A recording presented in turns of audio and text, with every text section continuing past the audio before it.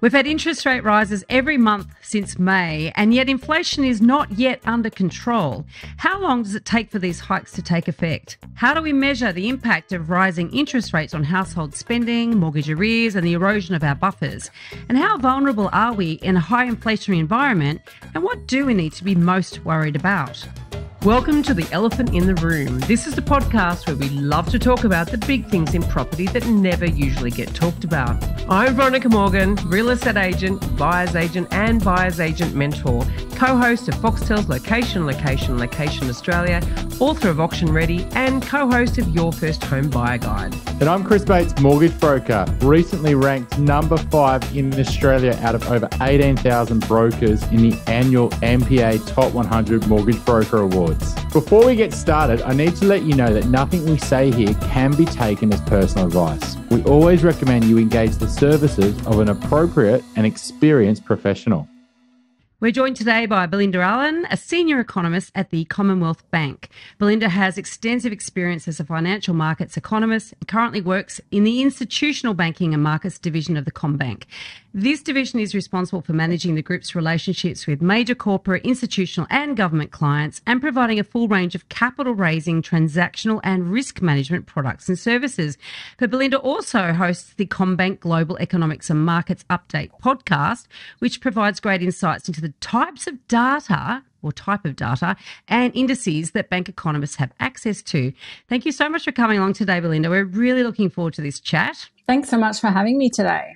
Belinda, it's good to have you on. I mean, it must be interesting as an economist to see what's happening in the world. I mean, it's always changing, right? So it's always interesting. But in particular, 2022 and, the first probably global inflation challenge that maybe you've seen in your working career. I don't know. But it's obviously a significant challenge. So, I mean, obviously there's a lag effect that, the RBA's, on rapid fire at the moment and everyone's freaking out.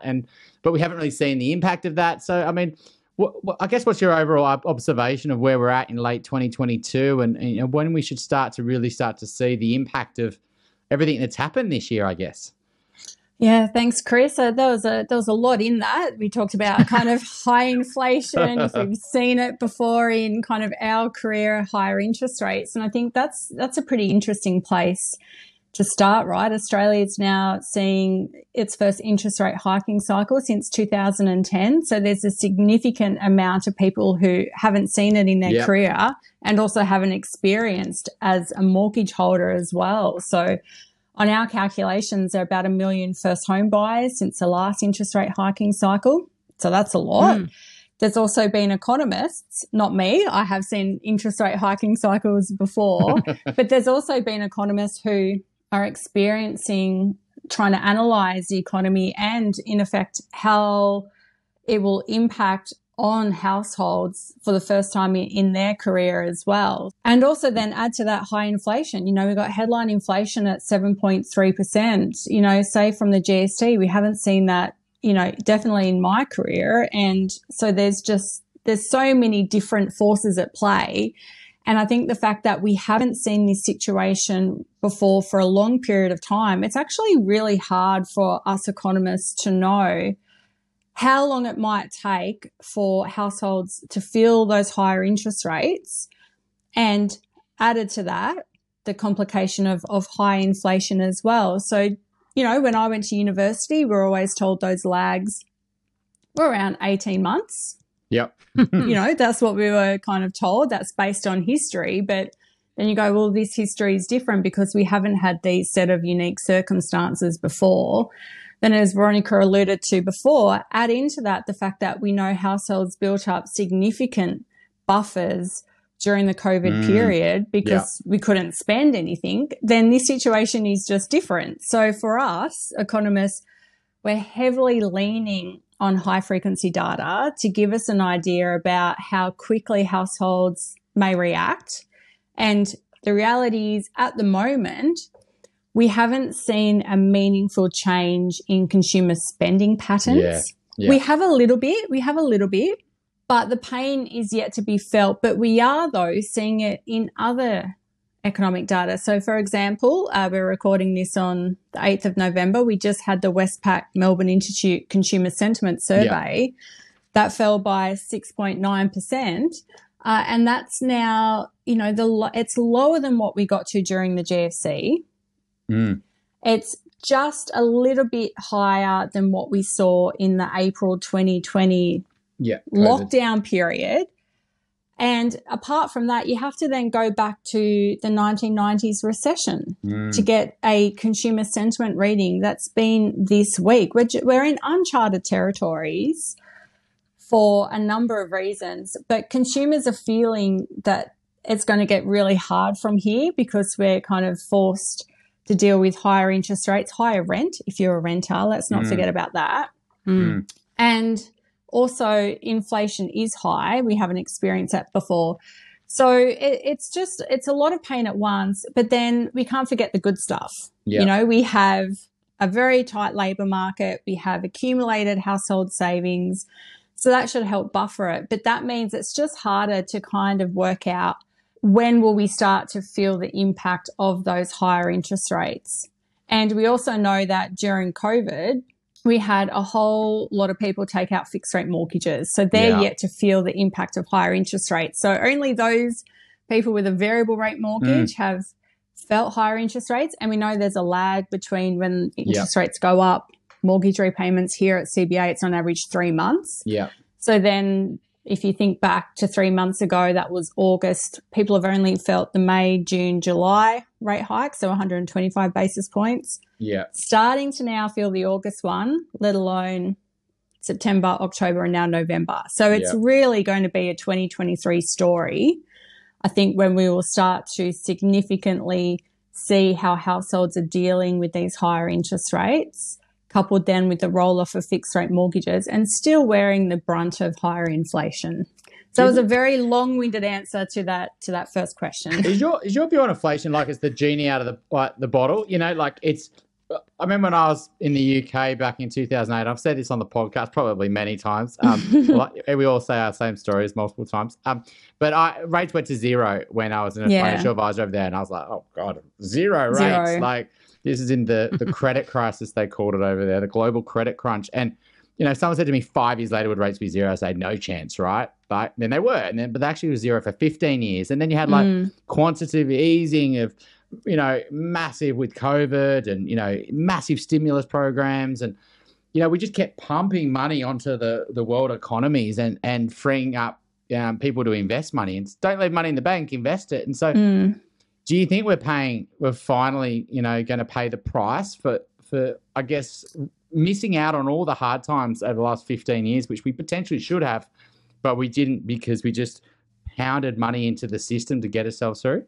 So I think it's a really good question. I think it comes down to what you think are the fundamental drivers of inflation. So kind of inflation had been low globally leading up to the pandemic.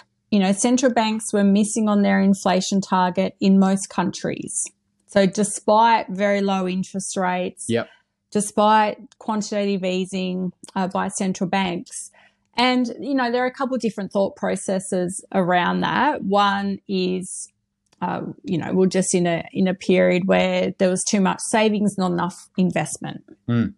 The other kind of, I think, added element to that is fiscal policy was too tight. So particularly after the global financial crisis and even the European debt sovereign crisis in 2012, 2013, governments in advanced economies really tried to get their budgets back on track. There was this whole view, debt and deficit bad, let's get back to surplus. So the fact that they were trying to do that really also slowed down aggregate demand and inflation was low. Come the pandemic, central banks and governments went all in, right? They cut interest rates to zero. They did QE. There were, government packages to help everyone. So you just had, I think for the first time in decades, monetary policy and fiscal policy working together. And it worked, right? The recovery from COVID was swift. So you had a huge lift in demand because all of a sudden people had more money. Added to that, supply chain disruptions.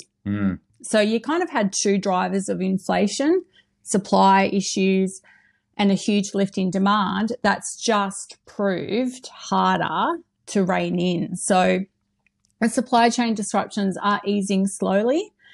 Our share of wallet's changing. So during the pandemic, we spent a whole lot more on goods. You know, we all had to deck out our home offices and to effectively work and learn from home, so we spent a whole lot more on goods at a time where supply of goods was weak. So we're starting to shift our spending back to services. I'm sure we've all been on holidays in recent months because we hadn't taken one in a couple of years.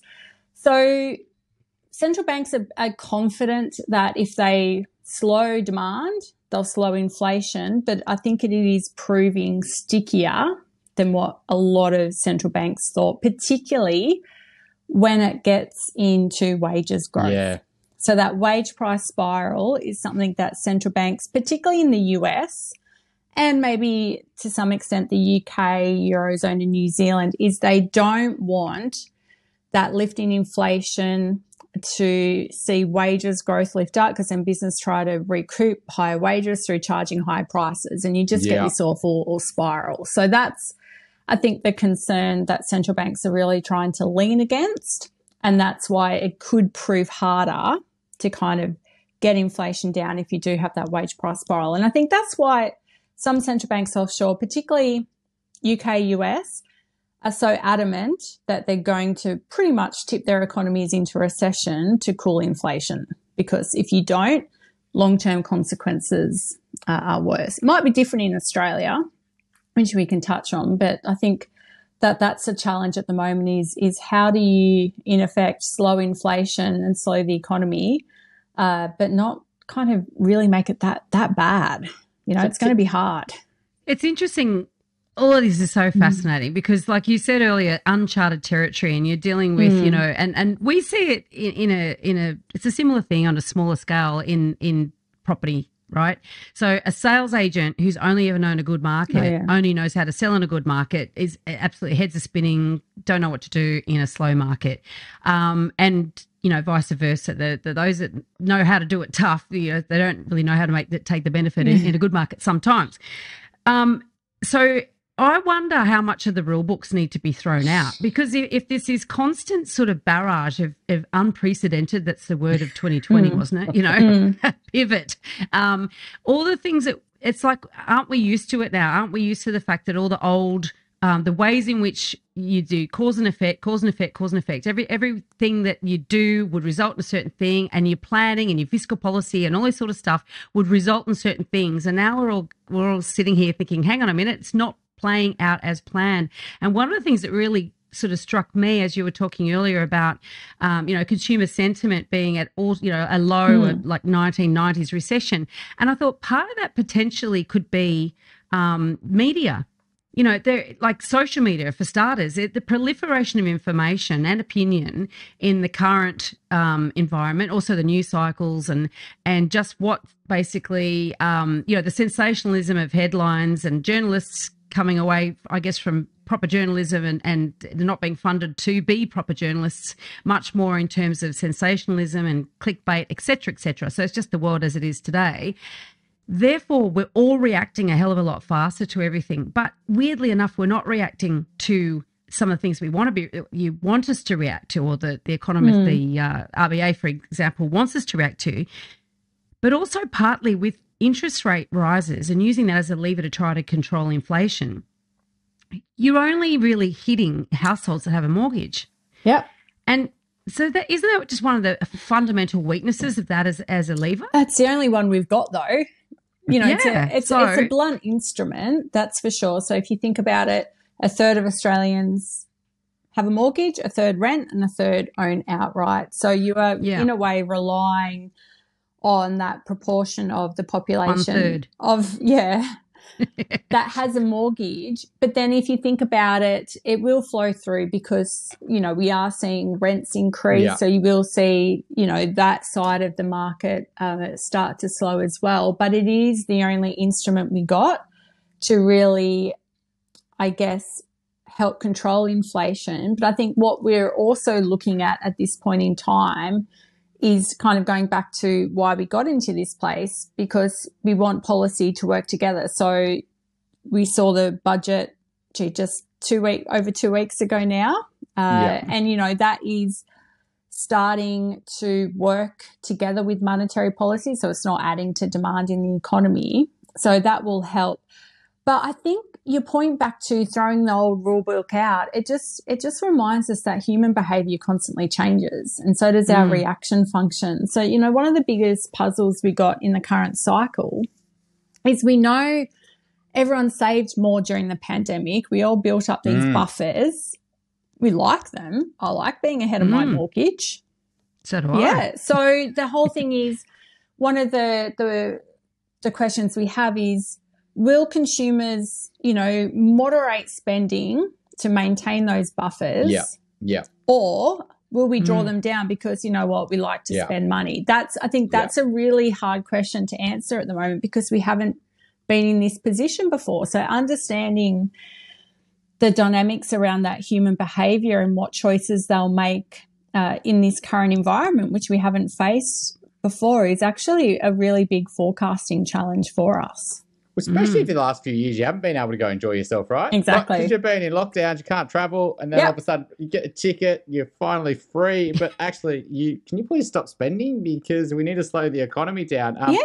And it's like, people are like, well, no, I'm not going to. I've just been, you know. They've been waiting for this holiday, yeah. Right? So, I mean, we can even see, so just talking before about using CBA's internally generated data, when we look at card spend data at a highly aggregated, anonymized level, one of the areas that has been strong has been recreation spend.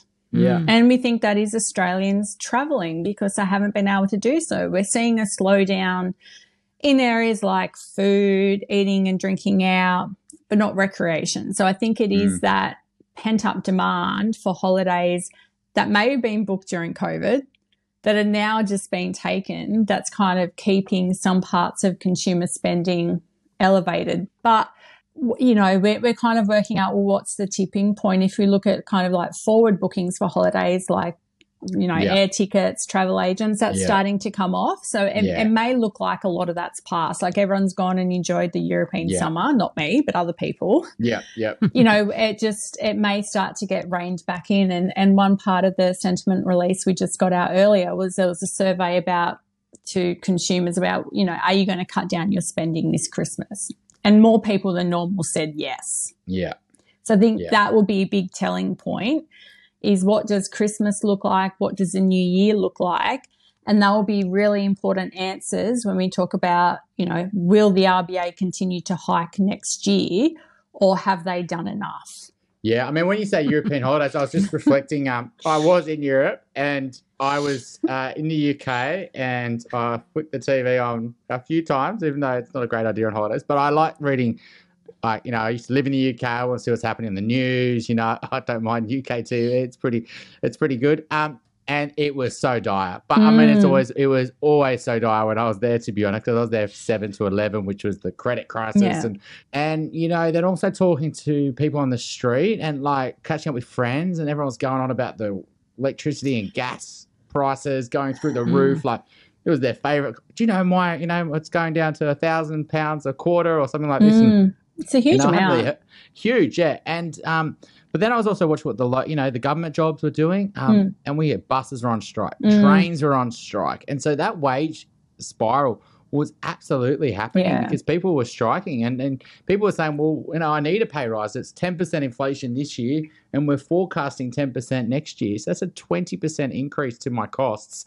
But I'm getting and salaries are, I feel like, a lot lower in somewhere like the UK. Like people are running it pretty tight. I think, minimum wages, and I know definitely in the US it can be like that, right? Like people are, you know, it's so.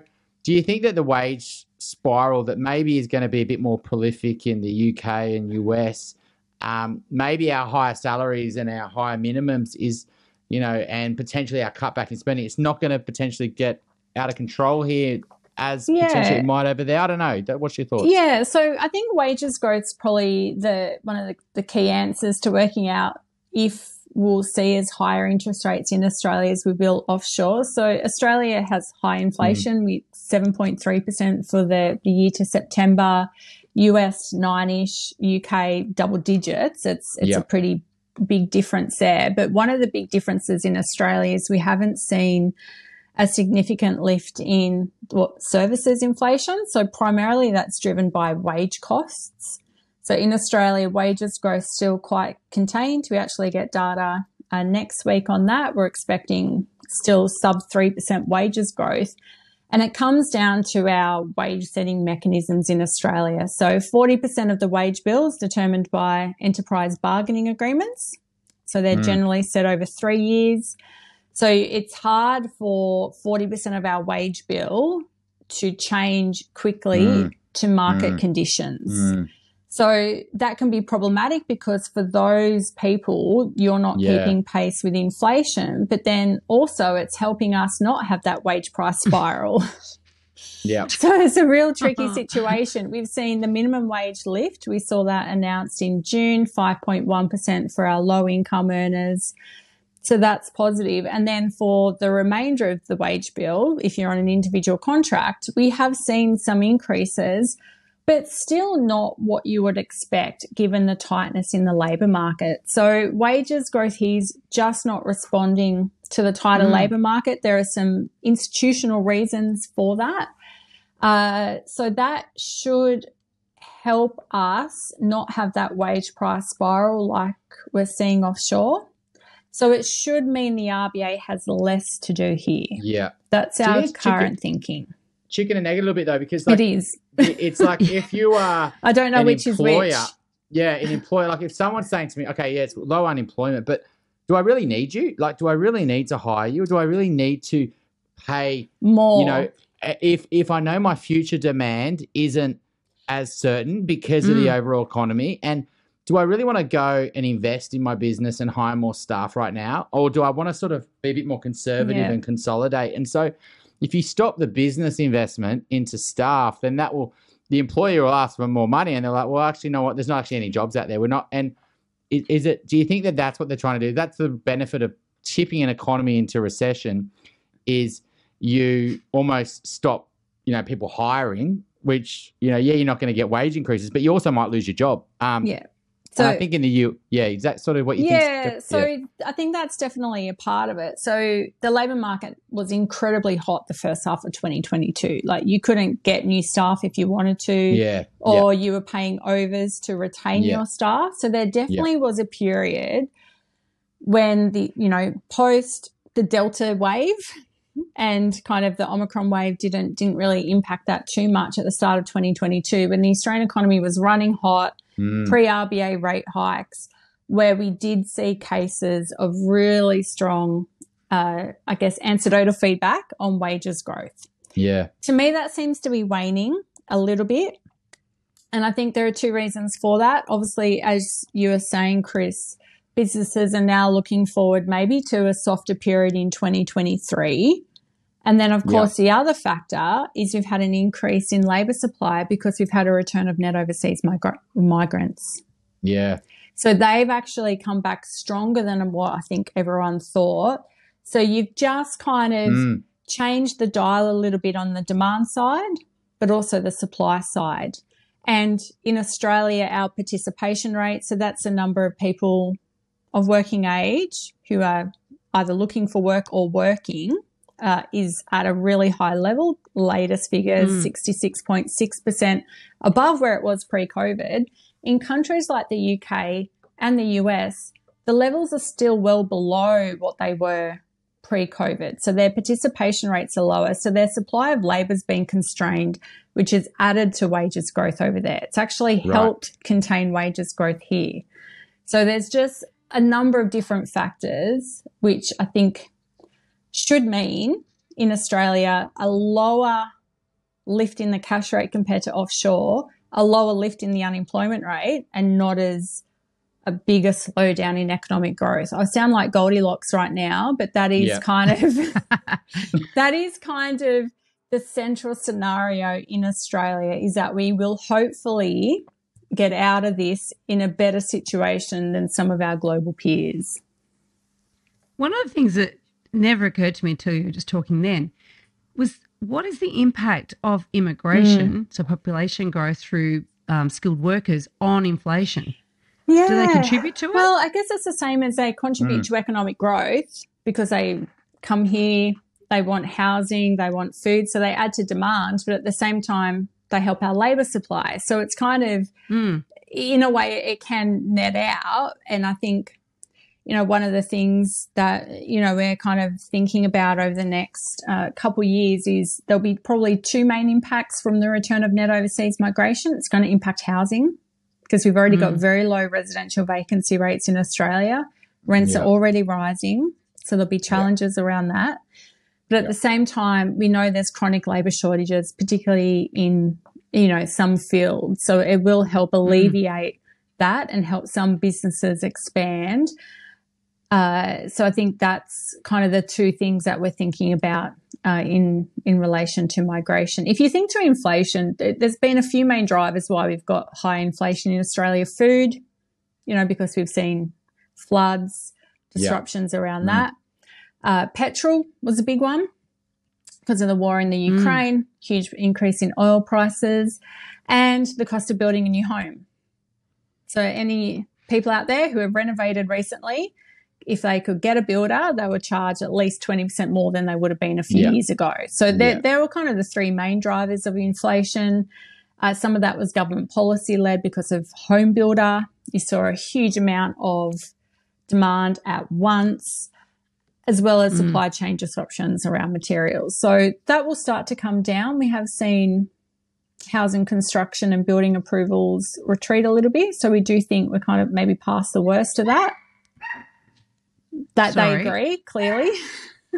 And dogs actually dropped in price a lot recently because they went up through inflation in COVID as well. I don't know if you bought dog food recently, but definitely the price of that has increased. I've got a very hungry Labrador here, and I have noticed the cost of buying her food's gone from at least $4 a tin to $5.50 a tin. So that's meat prices. Anyway, so they're kind of... You should get her on the just get her on the biscuits. The biscuits, you can get more value for money there, and overall good for their waistline. But I think I was just equity markets, right? You look at equity markets, right? Institutional. No. Oh, you don't? No. Can't comment on equities.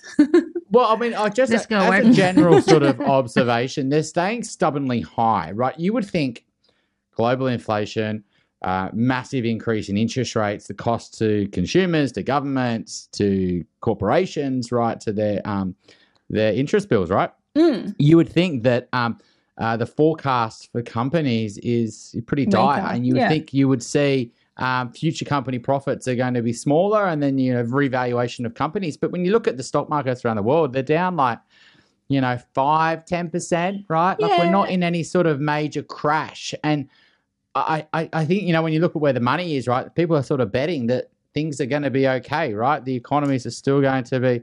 Do you think that sort of story plays out, or do you think that, So, I mean, we did see a lot of volatility in financial markets around the start of the tightening by central banks globally, and we have seen, continued weakness come through because we have seen markets, I guess, reprice and continue to lift expectations of how high interest rates are going to have to go. So bond yields have risen.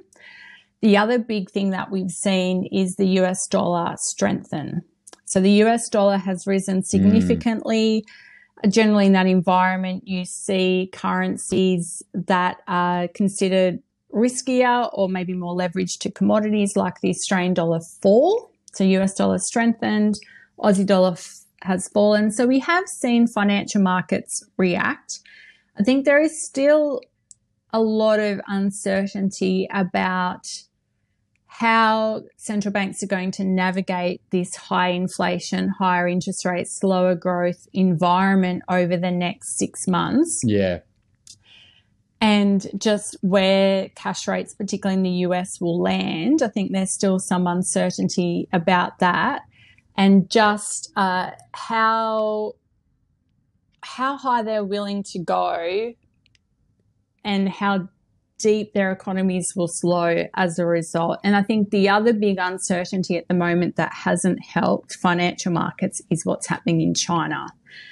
So if there's one other big uncertainty out there, it's how and when China will loosen, it's what they call their dynamic clearing policy, their zero COVID strategy. So they're still aiming for no COVID in China. Really one of the only countries to still hang on to that. So they're still going through periodic lockdowns, mass testing. So their economy has been really underperforming. There was some hope that they would start to loosen that policy now. But it looks like that may not happen until after some important policy meetings in March next year. So that's kind of weighed on markets as well as just how this higher interest rates, higher inflation story is going to play out. So there's just been so many different, I guess, elements at play in financial markets that have just meant that we've seen a lot of uncertainty this year. I'm on a personal mission to help more people make better property decisions. And you can find out all about what I'm working on at veronicamorgan.com.au. And there you'll find resources for first home buyers, details about my buyer's agent mentoring program, access to suburb help for investors, or if you're looking to buy your dream home or an investment property in Sydney's inner west, eastern suburbs or lower North Shore, you can connect with my team at Good Deeds Property Buyers. And if you'd like a 30% discount plus free postage for my book Auction Ready, How to Buy Property Even Though You're Scared Shitless, and yes, I'm a potty mouth, use the code ELEPHANT at the checkout. veronicamorgan.com.au. You're thinking about buying your first home, upgrading to a new one, or purchasing an investment property anywhere in Australia, we would love to carefully guide you through this journey and importantly get the finance right. Please reach out via our website, wealthful.com.au. Don't forget that you can download our free full or forecaster report. Which experts can you trust to get it right? theelephantintheroom.com.au. One thing we haven't talked about is climate change. And, you know, seems to be becoming much more on the agenda across the board, right? And, you know, there's a big school of thought that economic growth and climate change go hand in hand in a negative way, right? So, and this is only something I'm starting to sort of read about myself, so I'm really not up on it enough to comment too much other than ask the question, really.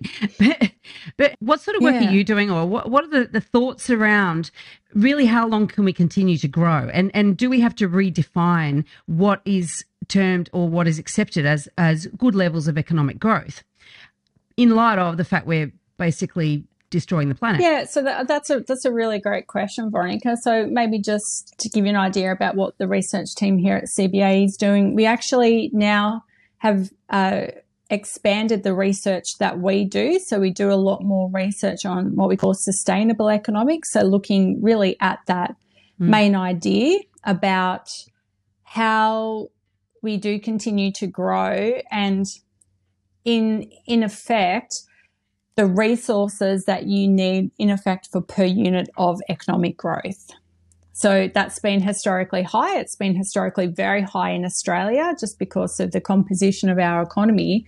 So you really want to improve that, and you can do that through kind of reusing, recycling, this whole idea about a circular economy. The donut economy. The donut economy, so taking into account more than just GDP growth, which is a very narrow measurement of economic growth, but also just finding ways that you can improve your growth by reusing more items, recycling, reducing your carbon emissions, things like that. So, you know, that whole idea about circular economies growing bigger.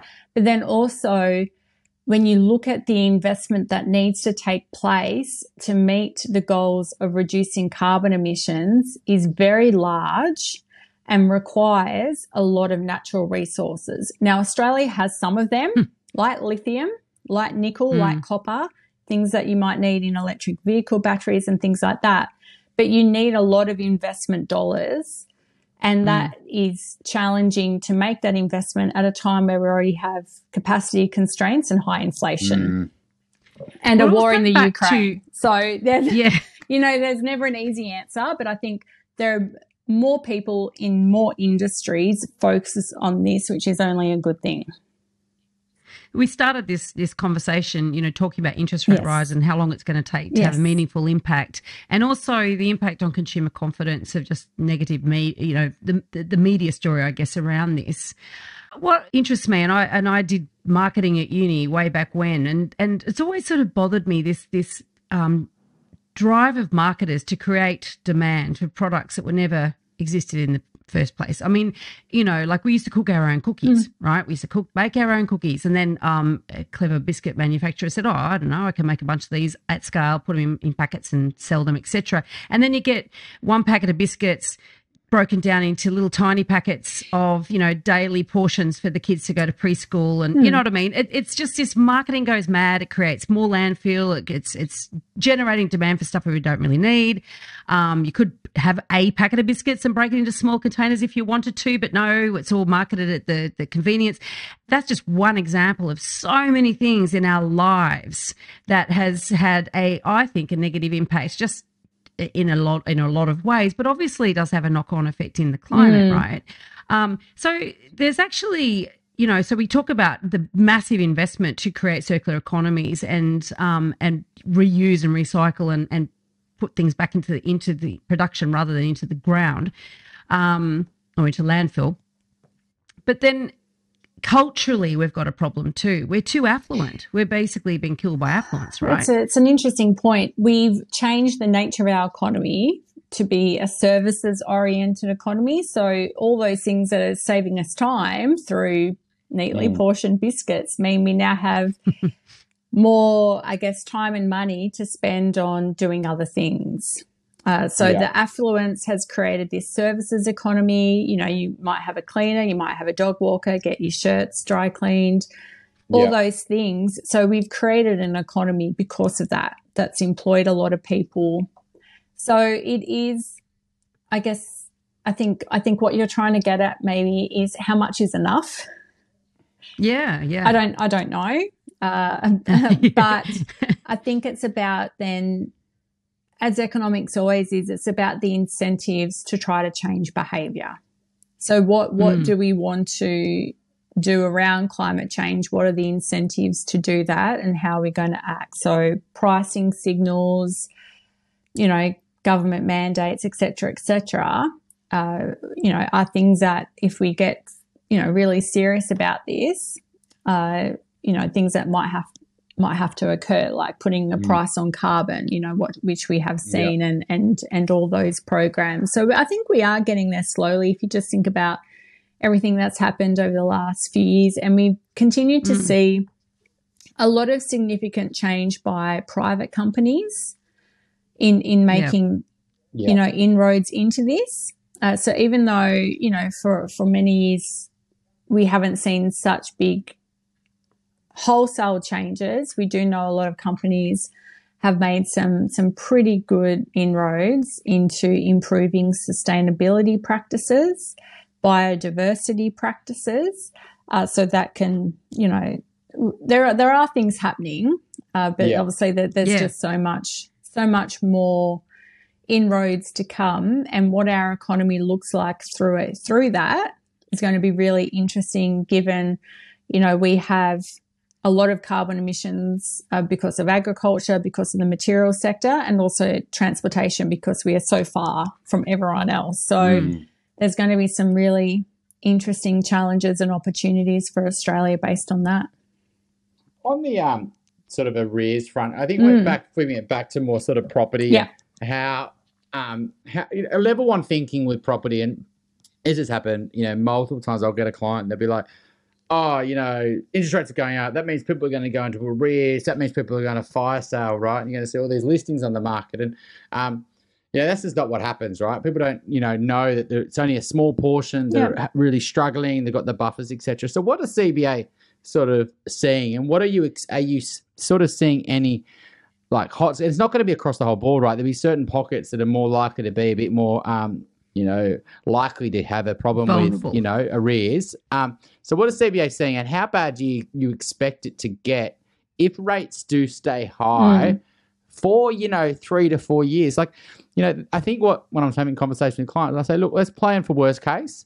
If best case happens and rates stabilise and rates you're going to end up cutting rates because of a recession, well, you're going to get borrowing capacity increases. You're going to get, and they'll probably be great for property prices. But, what you want to do is protect yourself at worst case. So how's CBA thinking through, the arrears problem? And from, while you might not work in this space, do you see any sort of COVID-like, policies start to come across the banks where they start offering payment holidays and, and things outside traditional responsible lending to help, problem hotspots? And, and so what are you saying? So there's some really great questions. So I'll probably just start with a couple of things. Our forecast for the cash rate is one more rate hike by the Reserve Bank in December. So that would take the cash rate to 3.1%.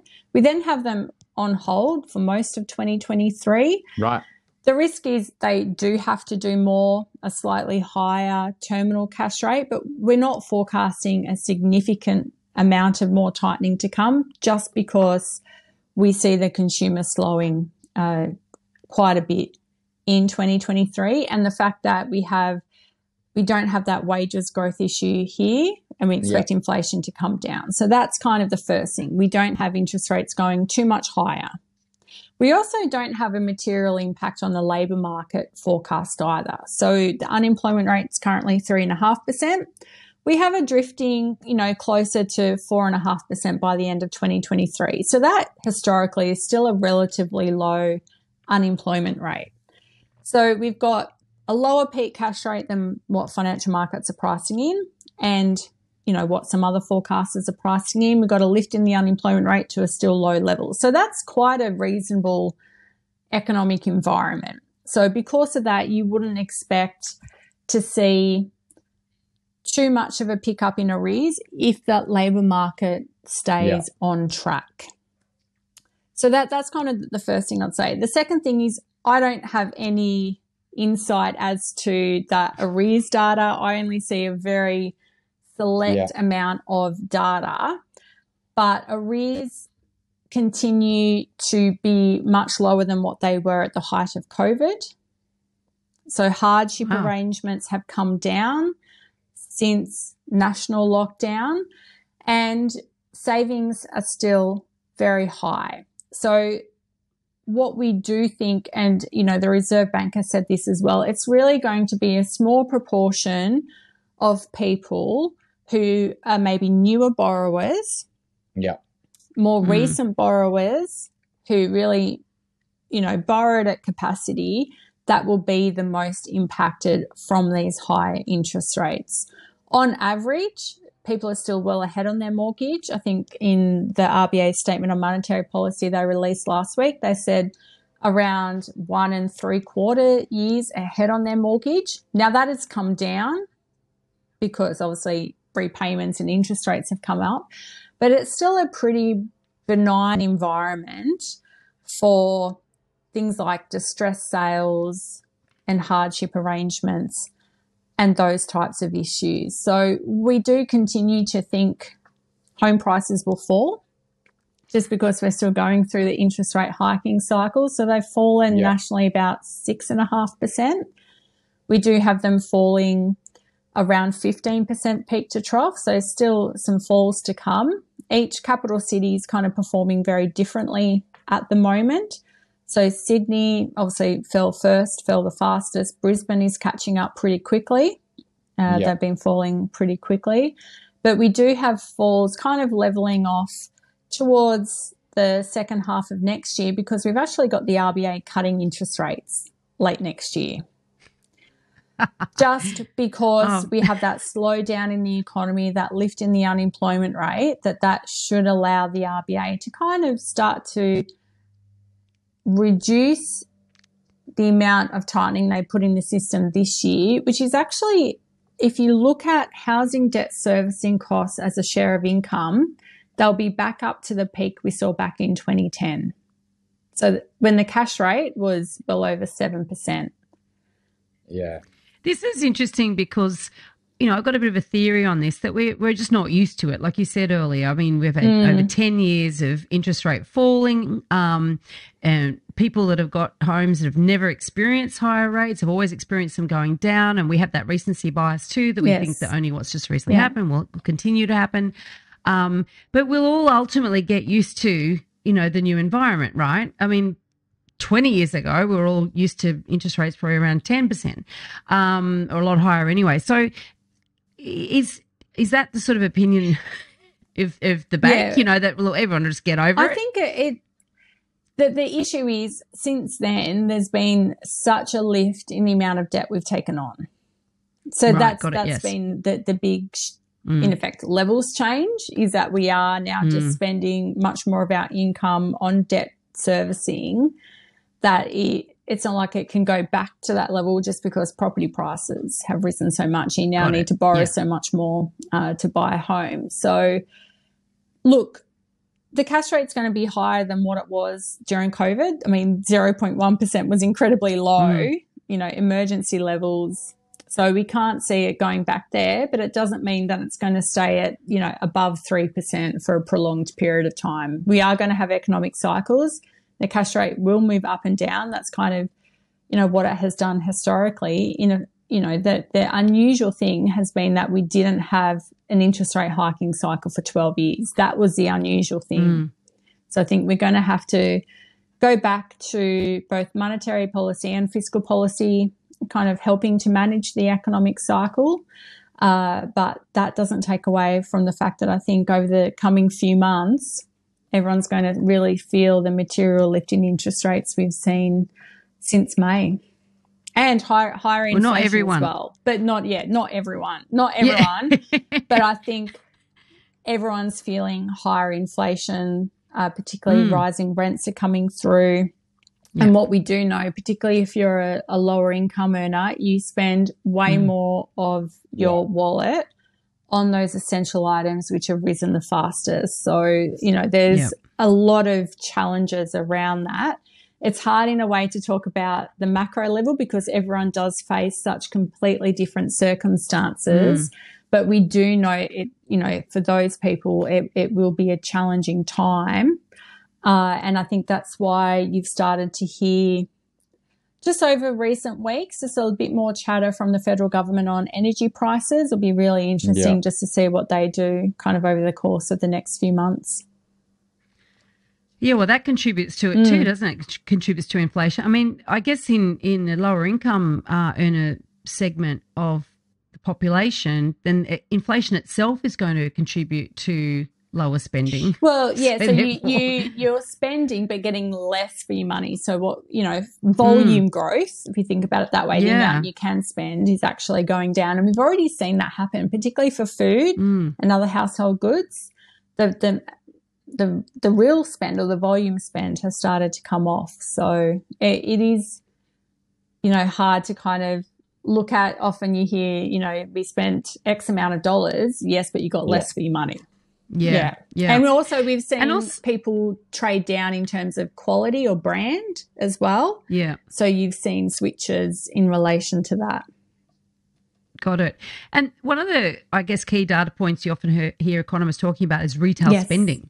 So, and obviously coming into Christmas, and we're recording this in November, we'll be actually releasing this after the next rate hike that you've just predicted, if I'm right. By the way. Gosh. So we'll see you right. That's a brave thing. But with retail spending, it's one of those things that usually it's put out as a good thing for the economy. But, of course, if we have higher retail spending leading up to Christmas, it's probably not such a great thing in the higher inflation rate environment. Does it feel weird as an economist to be able to talk about the same thing, and sometimes it's great and sometimes it's not so great? I guess we get used to wearing those two different hats. I think it depends on, at the moment I think we want the economy and inflation to come down, but not to the degree that the economy slows too much. So the RBA has really talked about recently about this narrow path to achieving that. It is very narrow. So kind of you want things to slow but not too much, and just enough for the RBA to be able to pause the cash rate with confidence that inflation will start to come down. So I guess we want things to be okay, not great, but not bad. just okay.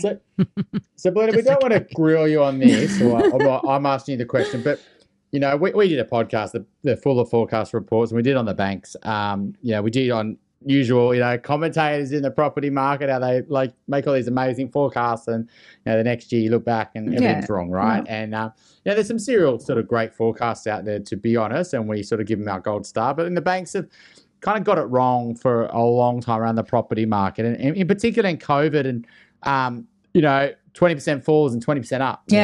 It's a huge difference. If you base your decision on that, you sold your property or you didn't enter the market and you thought you're 200 grand worse off than you were. So what's some of the learnings, I guess, that, as a team did sort of your, CBA and just the banking industry take out of, that sort of situation? And do you do things differently now, or do you think what were some of your learnings? Yeah, so, I mean, forecasting during COVID was obviously incredibly challenging because it was such an unknown environment. And then, of course, you had added to that just such the rapid response from the RBA, but also the federal government in terms of policies as well. I think the lesson we've always got to learn is that interest rates are the primary driver of property prices.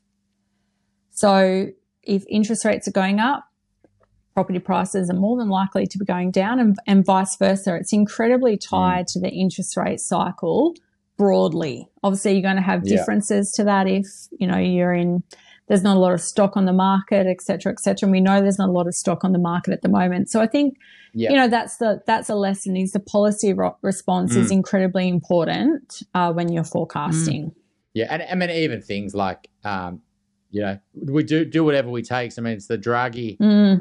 Back when you were talking about the European debt cycle crisis, it was like, when he came in and, Greece is going under, and Italy and Portugal and Spain, and, they come on in the ECB, we're going to do whatever it takes. And that just, and they literally did. They did. And, That's right. It still exists, and I think, that's something when, you look at some of the property bears out there, it's like, they're always like, oh, now finally we've got this D-Day, and then bang, this, there's new a thing policy happens. response. And I think because, we're so, in a way, we're so tied to the property market as a society and as a nation as well. And we have to remember, so is, you've got 55% of the economy's consumer spending, and that's also tied to wealth. So everything is linked, right? You can't, in a way, forecast in a static environment because things are constantly changing, and I think that's where any policy responses are incredibly important, because then it automatically changes the dial on the consumer and then everything else based on that as well. So I think that's probably the biggest lesson is you've got to understand the policy response, and if the policy responses change, then you may need to revisit your forecasts. So policy response would be interest rate property changes. Prices. Yeah. And then we got this, let's say we role play out your scenario, right? 25 basis points, they hold. Property prices fall 15%. That has a wealth effect. It has we start to really slow down our economy. Maybe they start to reduce interest rates. Do you think that another policy response would be the APRA will step in and lower the serviceability buffer? Like they did that to slow the market down when it was hot. Do you think that that's naturally something that we could see next year, to boost borrowing capacities when, they're so tight at the moment? Like it's we're talking 30% plus reduction to borrowing capacities. Client, and it's really hard for the first time buyer, to be honest, because they do get a lot of knocks along the way. The market goes, in a bigger deposit, and and prices haven't fallen as much as borrowing capacities. And so they are out there. They were ready to go, but then their borrowing capacities have fallen 30%, and do you think that that's going to be something to really stimulate the market next year? Yeah, so I think, we've obviously got the rate cuts in our profile for the RBA. We haven't looked at anything around the serviceability buffer at all. That only got changed October last year, got lifted from 250 basis points to 300 basis points. Not sure about that, but the interest rate cuts from the RBA would help, you would expect to stabilize the property market. That's certainly what we've got in our profile for property prices. But anything beyond that, I think I'm really not sure what else could happen. There's also, of course, in the federal budget, continued help for first home buyers, a commitment to want to build more houses as well. So the supply angle we can't forget about. That could also help. So anything around freeing up land, lifting the amount of houses being built will also play into it as well. But in all honesty, we'll probably need that with that lifting that overseas migration as well. Yeah, I mean, and also that takes a while for that to. It does. No quick fixes. 6 months. Yeah, 6 to 9 months to build each house. And if you've got supply chain problems and delays on, lack of trades, et cetera, so that's going to push that all out. But it's all interesting. It is. What I should have said is I didn't bring my crystal ball in relation to that. That's what we got you for. And while we're here then on this end of the conversation, we've got a property Dumbo for us, or just a story about someone who's done something around property, like a learning that we could take. It doesn't have to be too serious. It's more a case of probably the less serious the better, to be honest. No real property stories from me, unfortunately. No, it doesn't have to be you or a friend or a colleague. Not that I can really think of. In all honesty, I will have to continue to rack my brain on that. But it's just interesting, I think, just to see, the reaction, I think, to the higher interest rates at the moment, and just to see how that's going to play through. But unfortunately, no interesting property stories. Would love to hear one, though, if you do have one. I'll give you a Dumbo. It's sort of a nice Dumbo, like as in a soft Dumbo. My parents just sold their house that they've lived in for 54 years, right? So they've bought one house in their lives. They built it, house and land package, way back when, did a little extension sort of 7 years after they bought it, and now they're moving on to the next phase of their life, which will be in one of those retirement villages, right? And so I did vendor advisory with the agent, and it was really good, actually. I was really impressed with him. He was telling me that, the biggest challenge is getting the pricing right. If you can get the pricing right, the buyers are out there, but get the pricing wrong and it's really difficult to sell. It takes a long time to get those vendors head in the right position. So I checked his appraisal and looked at the comparable sales. I was satisfied with the advice that he was giving. So we priced it to sell appropriately, right? We sold it within a week. Wow. Now, he's had some properties on his books for up to 10 weeks because the vendors just will not meet the market. So there's this perception in some cases that prices are falling because their high expectations weren't met. But who's to say that their high expectations were ever realistic in the first place? But it is quite interesting. One particular property that really was, competing with my parents' property, and we snaffled, I think, the strongest buyer in that price bracket because we had a very clear and the agent just said, "Oh my God, I wish everyone understood the market like you do." Well, that is my business, so of course I understand it. But people don't realise that they're actually costing themselves money. And I get that not all agents are as smart as this guy as well. I get that I wasn't. My mum had liked him, which surprised me that I did, to be quite frank. I thought if she likes him, I'm going to think he's terrible, but he was actually very good. And so I think that's the Dumbo really, is that people that want to sell, there are buyers out there. To give you an example, the first open houses, I think he said to me, on average, he was getting about 20 groups through each first open house. And I said, what do you get for subsequent open houses? He said 6 or 7. And I'm like, we have to sell in a week then, because your best buyer is coming through that week and you want that pressure in that week. So it's just that's a little Dumbo for anyone out there holding out for your big price. Who's to say that was ever achievable in the first place? I would say that's in the same vein as something we're saying. So, often when we get clients come to us, we're sort of, tell us about your properties and, nothing, not judgmental. A lot of them are duds, right? The reality is most properties in the market are duds, right? And, it's more a case of helping them understand borrowing capacity, helping understand where their life's going, helping them reposition and restructure. And often it's time to sell some things, right? Because there's an opportunity cost building. And I think that's just, people are naturally going more to, I don't want to feel that pain of that loss aversion. I don't want to sell something for what I could have sold it for last year, but not even that. I don't want to sell it for what I paid 5 years ago and maybe lose some money when really the opportunity is to be in the market to buy right now, right? And so, yes, you're not selling that well, but most of the time people are spending more than what they're selling. And, you know, it's actually getting better market exposure into better assets, and it's actually not a bad time to be doing that. So I'd say, you know, now's the time to be dealing with the pain and then restructuring into better assets. So when the market does recover, you've got better assets growing for you and you're buying better. And I would say that's just the issue now. Deal with the key thing is that with borrowing capacity so tight at the moment, don't rush to sell and then go, oh, can I get finance?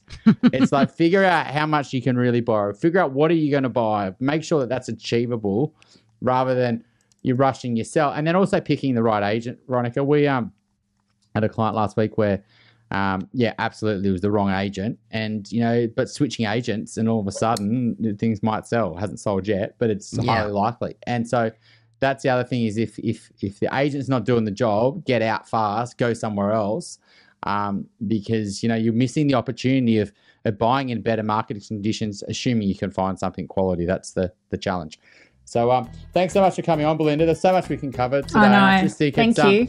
It's so important for people they want to know the macro story, but they also want to get it, you know, digested down to, you know, their current situation. So thank you so much. If you have a question that you'd like us to answer in an upcoming Q&A episode, you can send us a voicemail or written question via the website, theelephantintheroom.com.au, or you can email us directly at questions@theelephantintheroom.com.au. If you like what you're hearing, please share this episode with others you feel would benefit. And while you're at it, why not leave us an iTunes review? 5 stars would be great. I know that sounds a bit cringy, but we have it on good authority that every review helps make it easier for other people to find out about us and hear what our amazing guests have to say.